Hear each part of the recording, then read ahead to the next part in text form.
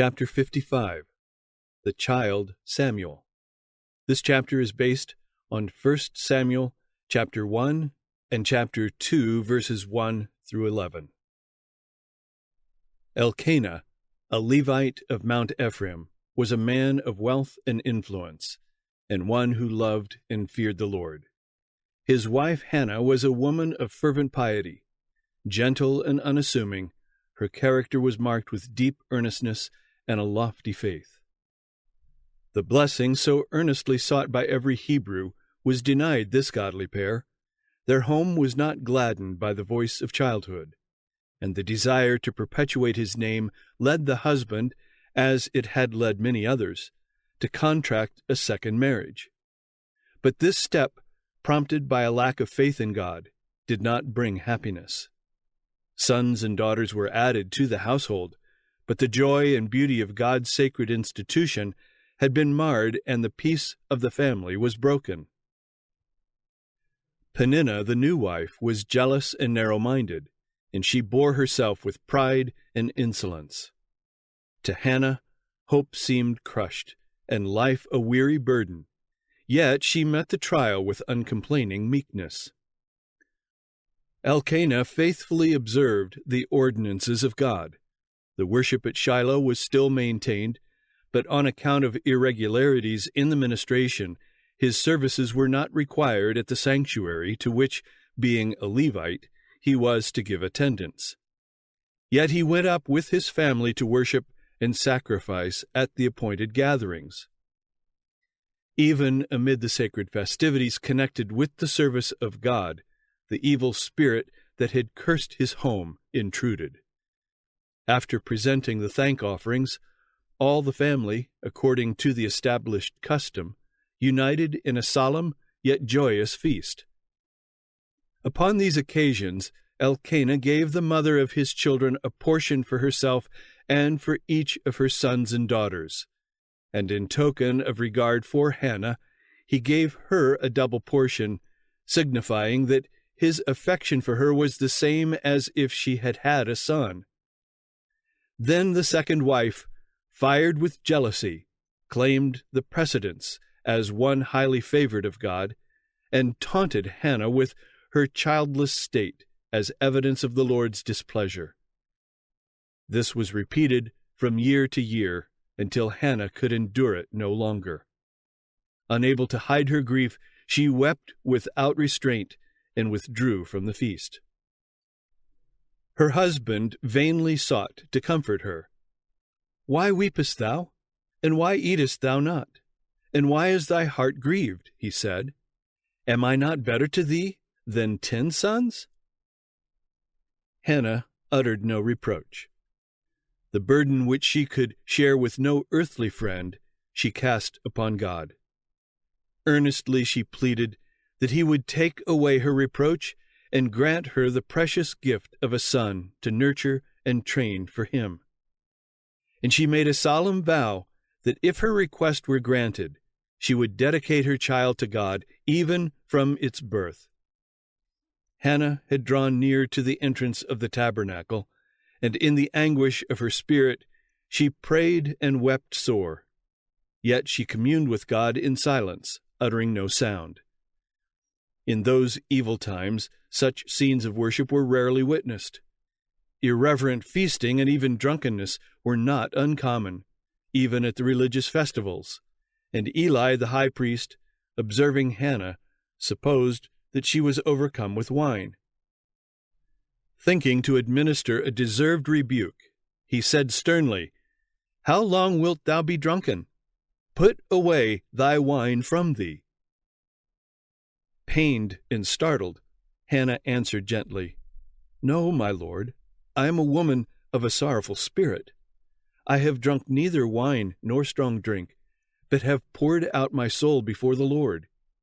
Count not thine handmaid for a daughter of Belial, for out of the abundance of my complaint and grief have I spoken hitherto."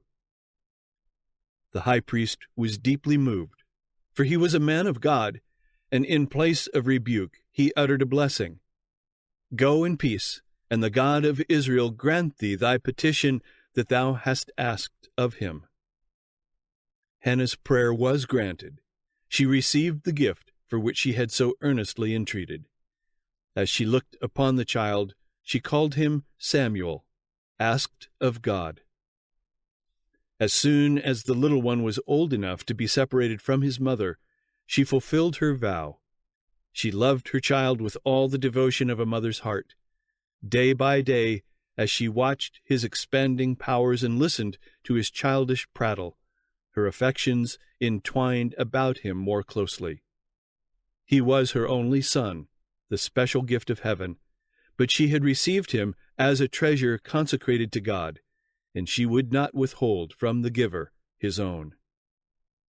Once more Hannah journeyed with her husband to Shiloh and presented to the priest, in the name of God, her precious gift, saying, "For this child I prayed, and the Lord hath given me my petition which I asked of him. Therefore also I have lent him to the Lord. As long as he liveth, he shall be lent to the Lord." Eli was deeply impressed by the faith and devotion of this woman of Israel. Himself an overindulgent father, he was awed and humbled as he beheld this mother's great sacrifice in parting with her only child, that she might devote him to the service of God. He felt reproved for his own selfish love, and in humiliation and reverence he bowed before the Lord and worshipped. The mother's heart was filled with joy and praise, and she longed to pour forth her gratitude to God. The spirit of inspiration came upon her, and Hannah prayed and said, "My heart rejoiceth in the Lord. Mine horn is exalted in the Lord.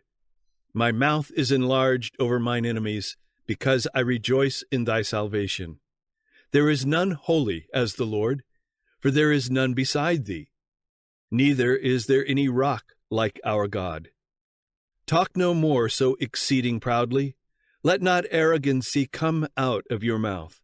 For Jehovah is a God of knowledge, and by him actions are weighed. The Lord killeth and maketh alive. He bringeth down to the grave and bringeth up. The Lord maketh poor and maketh rich.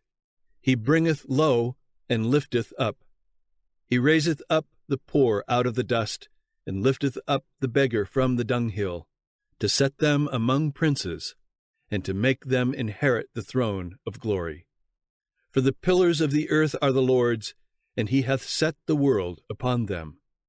He will keep the feet of his saints, and the wicked shall be silent in darkness. For by strength shall no man prevail. The adversaries of the Lord shall be broken to pieces. Out of heaven shall he thunder upon them. The Lord shall judge the ends of the earth, and he shall give strength unto his king, and exalt the horn of his anointed.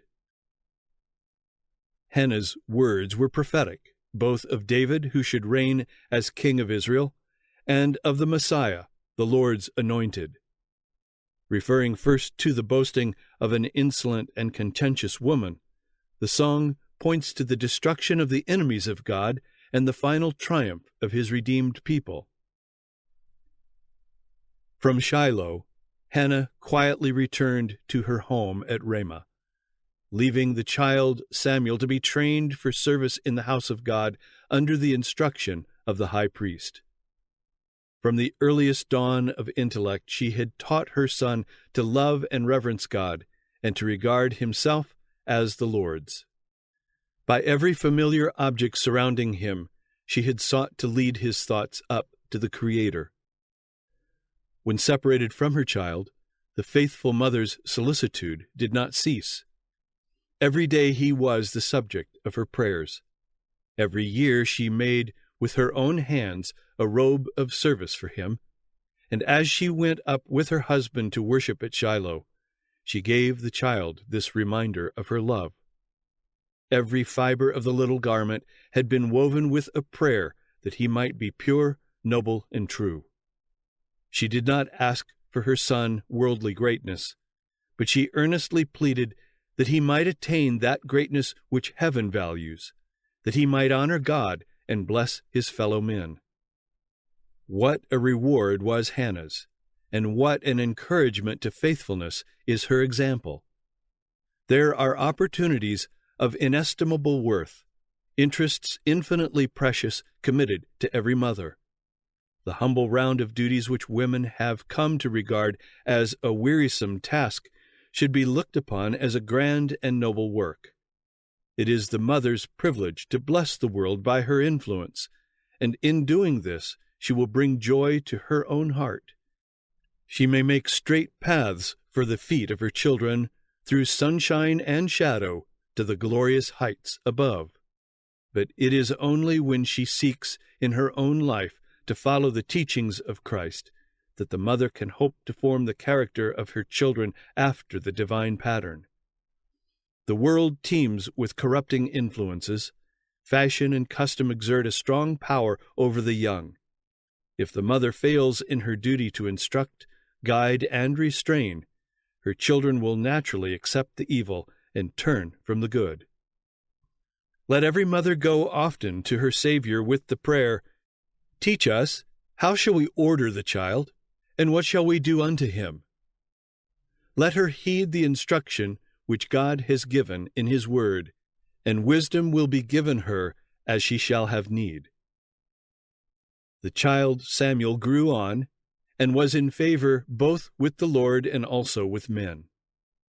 Though Samuel's youth was passed at the tabernacle devoted to the worship of God, he was not free from evil influences or sinful example.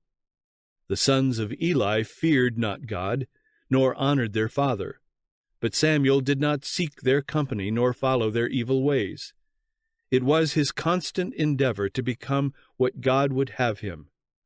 This is the privilege of every youth. God is pleased when even little children give themselves to his service. Samuel had been placed under the care of Eli, and the loveliness of his character drew forth the warm affection of the aged priest. He was kind, generous, obedient, and respectful. Eli, pained by the waywardness of his own sons, found rest and comfort and blessing in the presence of his charge. Samuel was helpful and affectionate, and no father ever loved his child more tenderly than did Eli this youth. It was a singular thing that between the chief magistrate of the nation and the simple child so warm an affection should exist. As the infirmities of age came upon Eli, and he was filled with anxiety and remorse by the profligate course of his own sons, he turned to Samuel for comfort. It was not customary for the Levites to enter upon their peculiar services until they were 25 years of age. But Samuel had been an exception to this rule. Every year saw more important trusts committed to him, and while he was yet a child, a linen ephod was placed upon him as a token of his consecration to the work of the sanctuary. Young as he was when brought to minister in the tabernacle, Samuel had even then duties to perform in the service of God, according to his capacity. These were at first very humble and not always pleasant, but they were performed to the best of his ability and with a willing heart. His religion was carried into every duty of life. He regarded himself as God's servant, and his work as God's work. His efforts were accepted because they were prompted by love to God and a sincere desire to do his will. It was thus that Samuel became a co-worker with the Lord of heaven and earth, and God fitted him to accomplish a great work for Israel. If children were taught to regard the humble round of everyday duties as the course marked out for them by the Lord, as a school in which they were to be trained to render faithful and efficient service, how much more pleasant and honorable would their work appear? To perform every duty as unto the Lord throws a charm around the humblest employment and links the workers on earth with the holy beings who do God's will in heaven. Success in this life, success in gaining the future life, depends upon a faithful, conscientious attention to the little things. Perfection is seen in the least, no less than in the greatest of the works of God. The hand that hung the worlds in space is the hand that wrought with delicate skill the lilies of the field. And as God is perfect in his sphere, so we are to be perfect in ours. The symmetrical structure of a strong, beautiful character is built up by individual acts of duty. And faithfulness should characterize our life in the least as well as in the greatest of its details. Integrity in little things, the performance of little acts of fidelity and little deeds of kindness, will gladden the path of life. And when our work on earth is ended, it will be found that every one of the little duties faithfully performed has exerted an influence for good, an influence that can never perish. The youth of our time may become as precious in the sight of God as was Samuel. By faithfully maintaining their Christian integrity, they may exert a strong influence in the work of reform. Such men are needed at this time. God has a work for every one of them. Never did men achieve greater results for God and humanity than may be achieved in this our day by those who will be faithful to their God-given trust.